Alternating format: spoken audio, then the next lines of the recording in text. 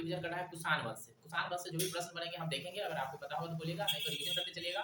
और यहाँ से ना एग्जाम में बहुत सारे प्रश्न पूछे जाते हैं कुषाण वंश से, मतलब और छोड़ दीजिए पीछे जो पढ़ाया है, लेकिन कुषाण वंश से ना आपको क्वेश्चन देखने को मिलेगा एग्जाम में, और आपको बताएंगे, उसको ध्यान रखिएगा और रिवीजन करते चलिएगा। सबसे पहले आपको जानना पड़ेगा कुषाण वंश का संस्थापक कौन है। सो और एग्जाम में क्वेश्चन आता है कुषाण वंश का संस्थापक कौन है।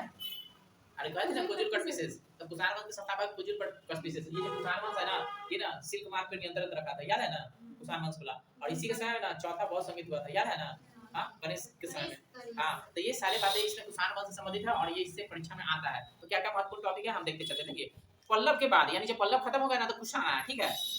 पल्लव के बाद कुषाण आए, जो यूची और तोकली भी कहलाए, मतलब इसको यूची और तोकली भी कहते हैं। इसे कबीला का नाम है, क्या नाम है, यूची और तोकली। यूची नामक एक कबीला 5 कुलों में बटा हुआ था, इनों में से एक कुल का थी कुषाण। आपको पीछे 5 कबीला बताया ना पार्टनर वाला, उसी 5 कबीला में बटा हुआ था, जिसमें से एक है कुषाण। कुषाण वंश के संस्थापक कुजुल कटपिसेस, परीक्षा में आएगा कुजुल कटपिसेस, कुजुल कटपिसेस। कुषाण वंश के संस्थापक कुजुल कटपिसेस। आप 10 कर याद कर लीजिए, रट लीजिए, क्योंकि पूछता है आपको मिलाने वाला में दे देगा 5 को दे देगा, कहेगा मिलाते रहिए, ठीक है। तो आपको याद रखना कुजुल कटपिसेस किसे, कुषाण वंश के संस्थापक। इस वंश का सबसे प्रतापी राजा कनिष्क था। कौन था, कनिष्क। अब पूरे कुषाण वंश ना कनिष्क पे ही है। कनिष्क क्या कनिष्क नहीं किया, इसी के ऊपर ना सारा चीज बात घूमता है, ठीक है।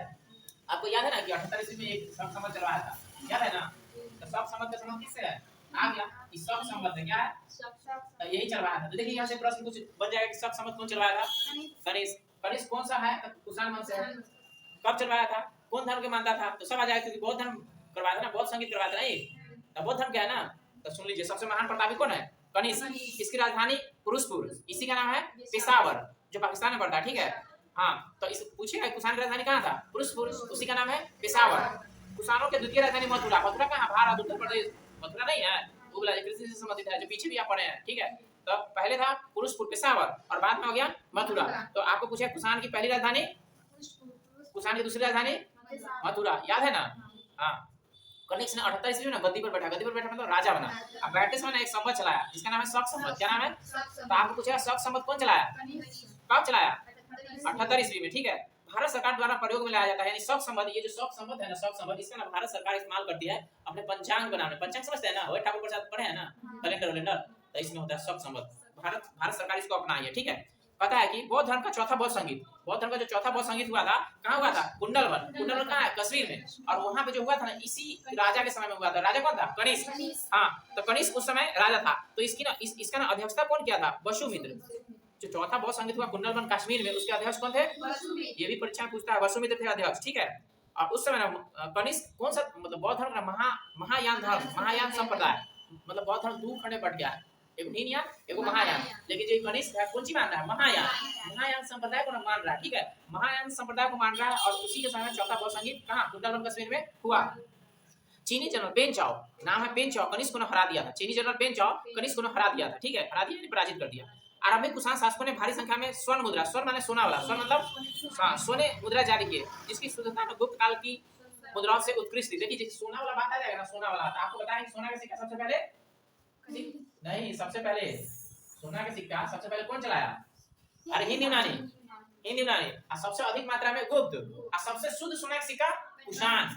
कुषाण में क्या करना, कनिष्क के। कुषाण में किसका नाम, कनिष्क के। यहाँ तक पढ़िया क्या, यानी सोना का सबसे अधिक शुद्ध सिक्का कौन चलाया था, नहीं, अधिक शुद्ध सिक्का चलाया था कनिष्क यानी कुषाण। कुषाणों ने सोने के सर्वाधिक शुद्ध सिक्के जारी किए। परीक्षा में क्वेश्चन पूछता है, सर्वाधिक शुद्ध सोने के सिक्का कौन जारी किया, कुषाण यानी कनिष्क।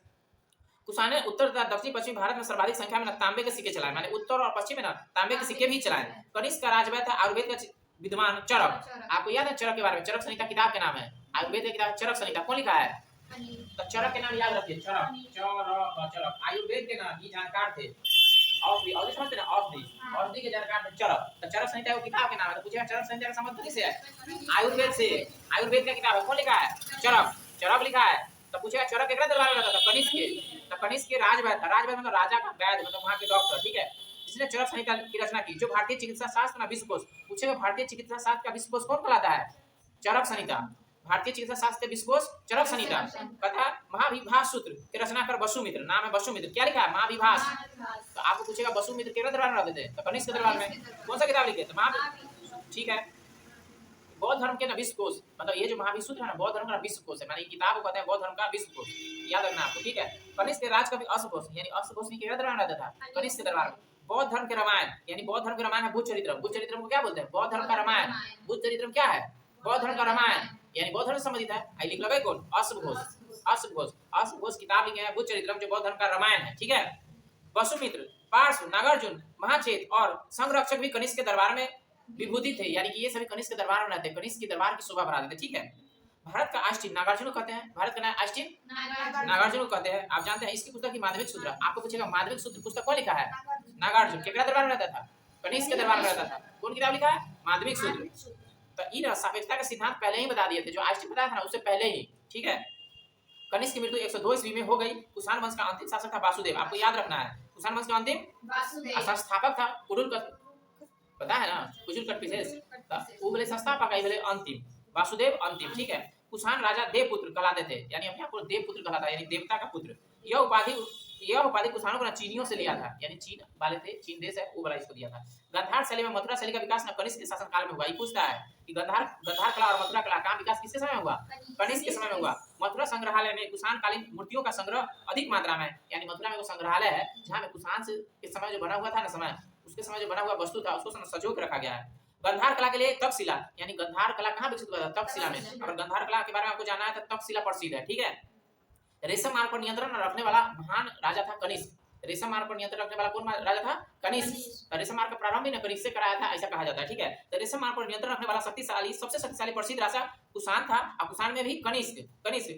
कुषाण साम्राज्य में मार्गों में सुरक्षा का प्रधान था। रेशम मार्ग का आरंभ कौन किया था, कनिष्क। रेशम मार्ग का आरंभ कनिष्क। पता है रेशम बनाने की तकनीक का आविष्कार ना सबसे पहले चीन में हुआ था। रेशम जानते हैं जिससे कपड़ा बनता है, तो ये जो रेशम बनाने की जो कला है चीन में खोजा गया था। कहाँ पे, चीन में। पता है मथुरा साटक नामक विशेष प्रकार के वस्त्र निर्माण करते हैं, मतलब कि मथुरा में ना साटक नाम का विशेष प्रकार का वस्त्र बनता है। वस्त्र माने कि कपड़ा, ठीक है। कुषाण काल में सबसे अधिक विकास हुआ वास्तुकला। वास्तुकला क्या होता है, अरे घर बनाते हैं ना, घर बनाते हैं, घर उसको कहते हैं वास्तुकला। अरे वास्तुकला माने कि निर्माण करने की कला, ठीक है, कि घर किस तरह से बनेगा, किस डिजाइन में बनेगा। तो सबसे ज्यादा इसका विकास हुआ कुषाण के समय में, ठीक है।